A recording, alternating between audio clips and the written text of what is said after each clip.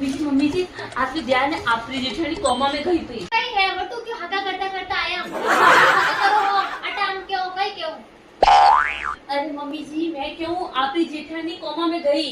अरे वो तो रोज फिरती रे हम कई लेवा तावड़ा माइंड आने क्यों जावे रे हम दाया बिना रेवीस कोनी बात तावड़ा कई फिरे फिरोकड़ी है वो तो।